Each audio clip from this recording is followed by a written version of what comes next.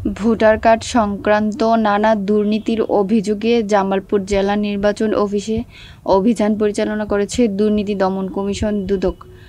গতকাল সোমবার দুপুরে এ অভিযান চালানো হয়। জামালপুর থেকে শরীফুল ইসলাম ঝোকনের প্রতিবেদনে দেখুন বিস্তারিত। দুদকের জামালপুর সমন্বিত কার্যালয়ের সহকারী পরিচালক মোহাম্মদ কামরুজ্জামানের নেতৃত্বে এ অভিযানে অংশ নেন উপসহকারী পরিচালক মোহাম্মদ জিহাদুল ইসলাম ও মোহাম্মদ আতিউর রহমান।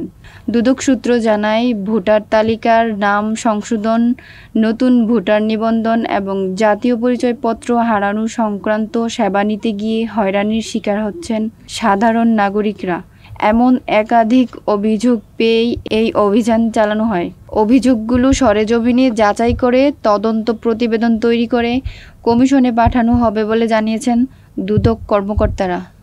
বিশেষ করে জামালপুর জেলা নির্বাচন অফিসে এনআইডি কার্ডের অন্তর্ভুক্তকরণ, এনআইডি কার্ড সংশোধন, এনআইডি কার্ড স্থানান্তর এই সংক্রান্ত যারা সেবা গ্রহীতা আসেন তাদেরকে হয়রানি করা হয়, এই মর্মে একটা অভিযোগ।